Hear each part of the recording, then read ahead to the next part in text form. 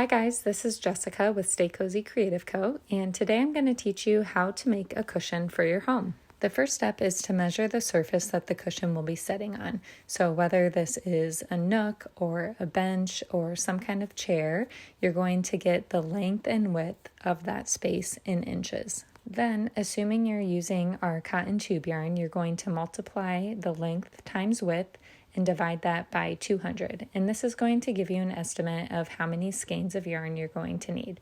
Now, if you're getting your yarn somewhere else or if you're using a different kind of yarn, then obviously you'll have to do some different calculations. I happen to have a large roll of yarn on hand, so I'm going to use that to save myself some time today. But if you have several skeins and don't know how to connect them, I do have a video showing how to do that.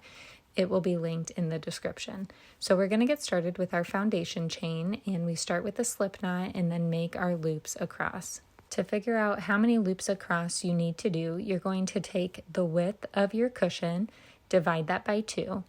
And if it's an even number, then that's the number you go with. And if it's an odd number, then you're going to add one more loop. So for example, if it's 19 inches across, divided by 2 equals 9.5. And so you're going to round up to 10 and do 10 loops across. You want your loops to be about 2 to 3 inches wide, and this will give enough room for the loops in the next row to fit through. So you can measure that foundation chain, and it's normal and okay if it is a little bit short. It will spread out a little bit when we make our next row, and you also want to err on the side of a little bit short rather than having your cushion be too big and maybe falling off the edge of whatever seat you have it on. So for this next row, we're going to pull a loop through each of the loops of the foundation chain. So you'll make, if you're starting with 10, then you will have 10 in this first row. And you want each loop to be like a horseshoe, so kind of open at the bottom. You don't want it to twist. And then same thing with the sizing. You want them to be about 2 to 3 inches. If you make your loops too long, then your cushion will spread out a lot more than you want it to. And if you make them too small, then it'll be really hard to get those loops through the hole. So give yourself some time. You'll kind of find what feels right to you, where you want the loops to be snug but not too tight. You can also see how my foundation chain is kind of twisting a little bit. This is really normal at the beginning, and as you get a few rows in, it will start to hold the shape a lot better, but you do want to make sure that you're pushing it back in line as you start each new row to make sure that you don't get too much spacing between each of the loops. So for the second row, we're going to do it a little differently. As you can see, I skipped that first loop of row 1. And so you're actually only going to do 9 loops across if you started with 10. And so this is how we're going to continue for every row now until the end of the cushion. And the reason we do this is because when we come back on the next row, we're going to connect to that loop that we left out to kind of make a binding or a border along the side of your cushion. And this will help it keep its shape and also hold it in place really nicely. This step can be confusing sometimes when I teach it in person, but you basically watch where I go all the way through this row, and then when you start a new row, you're just going to skip that last loop. So you're just going to continue on, and you never go through the same loop twice. And so I made that new loop, and now I'm working my way back the opposite way. So this is the way that we're going to continue until the very last row of the cushion. And so the main things to keep in mind are just the sizing of your loops. Try and be as consistent as possible. Whatever size you determine is right for your cushion, try and stay with that throughout your whole project. And as you can see, I kind of keep messing with my yarn and pushing it back into place. When that foundation chain wants to curl away, I pull it towards me and make sure that my loops are right next to each other. So I'm finishing off this row by going through that last loop, and then I'm going to start in the next loop over and continue down for my next row. Whether you're new to hand knitting or you've done projects before, please feel free to stop this video at any time, rewind, watch a part again, or if you feel like you have the hang of it, you're welcome to skip forward to the last row and the binding off row. I'm going to continue showing you so that if you are new to this, it just does take time to kind of see what it's going to look like and how your cushion starts to take shape.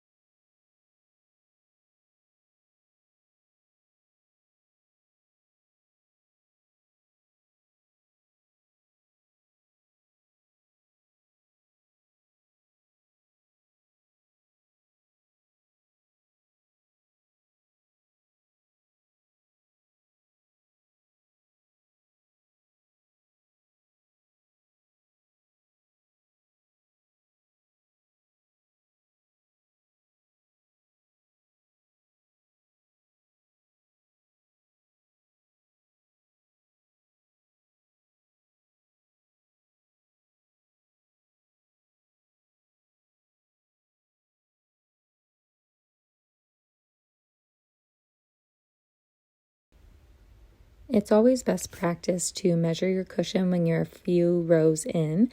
Sometimes it will spread out a little bit more than you think, or maybe it's a little tight, and so it's good just to double check that width. So I'm going for 19 inches, and as you can see, it's right about 18 inches, which is, to me, perfect because it may spread out a little bit more, and when you sit on your cushion, it will naturally spread out. In here, you can see I'm measuring again. I always like to make sure that it's not getting too wide as I go further down the cushion. So I'm going to keep working the same way I've been working for a couple more rows before I measure the length to see how close I am to the end.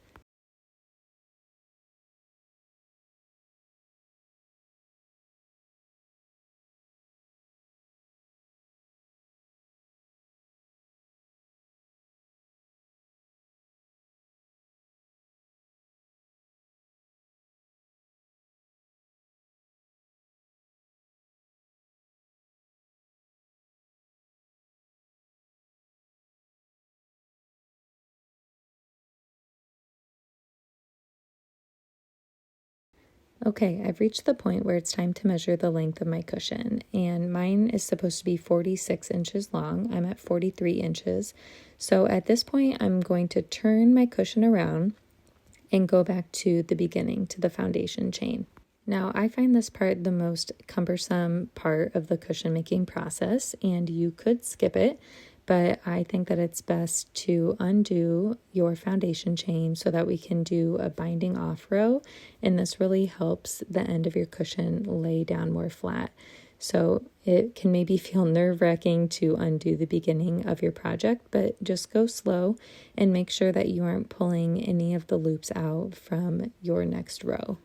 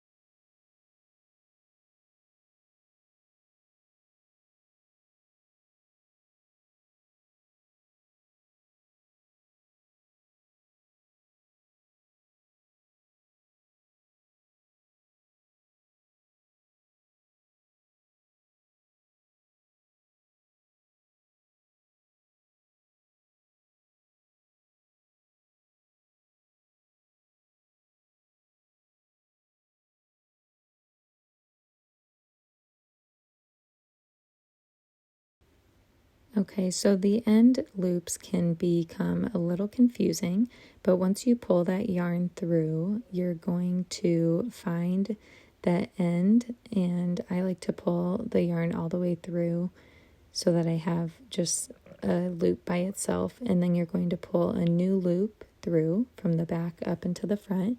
You're going to lay it on the loop right next to it, and then pull a new loop up and through it. So for those who are familiar with crochet, this is kind of like a single crochet stitch. So you lay the loop on top of the one next to it and pull a new loop through.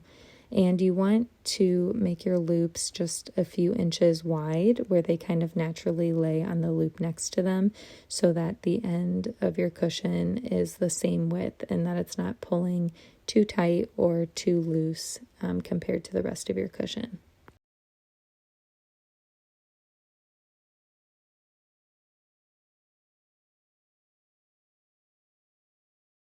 For this last loop, it's kind of up to you if you want to pull all of your working yarn through, or here I'm making one extra loop, pulling the working yarn through so that it matches the width of my cushion.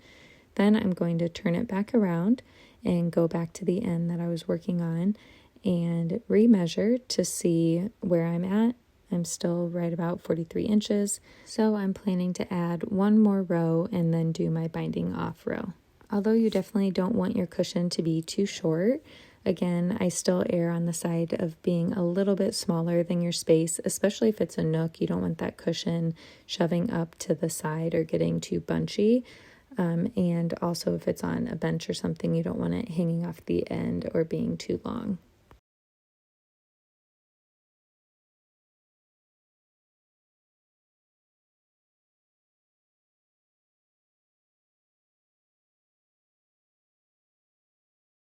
I have now finished my last row and I'm going to start my binding off. So we're going to do this the same way we did on the other end, where you take that end loop, lay it on top of the loop next to it, and then pull a new loop up through the bottom. This part is super exciting because we're almost done with our cushion.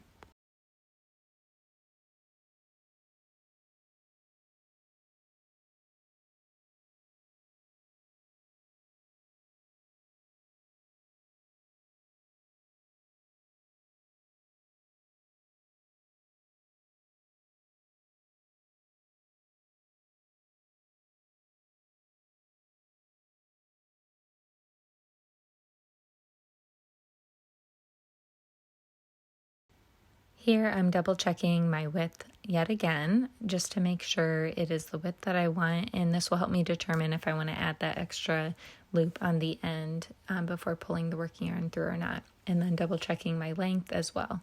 So you can see that my length was about 44 inches, and then here I'm just kind of pushing my yarn out like it would if someone was sitting on it, and then remeasuring to make sure that it doesn't get too wide. And then you can see it added a couple inches to the length, and so that's very normal. Your cushion is usually going to be the smallest right after you make it, and it's normal for it to spread out a little bit. So now we're to the part of finishing off and securing our ends. So you can trim your excess yarn. You only need about 6 inches. I pull that working yarn through, and then we're going to flip our cushion to the back side, and you're just going to kind of tuck that tail of yarn into one of the loops. It doesn't really matter which one it is, as long as it looks to your eye like it is hidden. And here I'm just not really happy with how that end kind of bulges out, and so I was contemplating if I wanted to pull that extra loop out of the end, and I decided that yes, I did. So I just pulled my working yarn back through that loop and then pulled the loop out. And this was just to make that end not look like a big knot, but to lay more flat and even with the rest of the cushion. So now I'm going to flip that cushion over again and find where I want to tuck it in the back. And then when you find the spot, you're going to trim off any excess yarn that you have. However, if for some reason you do not want to sew the end of your yarn like I'm about to do, you're welcome to keep some of that length and just weave it into the end of your cushion. However, I really like to finish off with sewing. I think it just looks the nicest, but I do understand that some people don't like to sew. You can see that I cut out a couple inches of fluff. This will just make it easier to sew in the end. And once you have your needle threaded, you can loop that yarn under one of those back loops and find a good spot to secure it. So when you're sewing the end of your yarn, you want to make sure you're doing two things, and that's closing up the end of your yarn so that none of that fluff comes out, and then also securing that tail to the cushion itself so that it doesn't hang off to the side. Once you're done securing that end, you're going to turn your cushion around and do the exact same thing to the other side.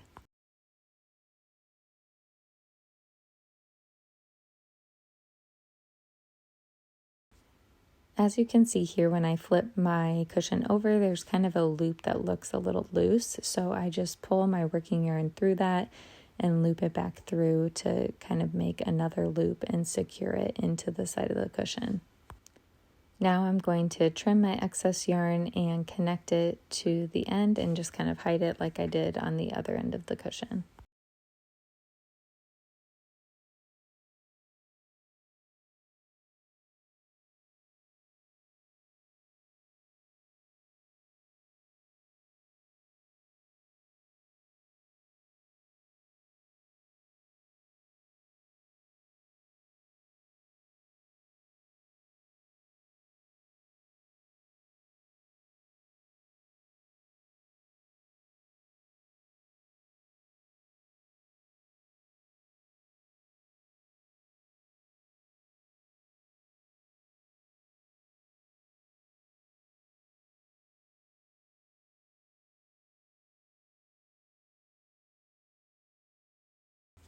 Congratulations! You have reached the end of the cushion tutorial, and I hope that you have a completed cushion with you. If for some reason you don't, like I said before, feel free to rewind this tutorial to watch it as many times as you need. That's the beauty of having the video tutorial. And now you can turn your cushion all around and admire the work that you've done and go set it in the space you're going to use it.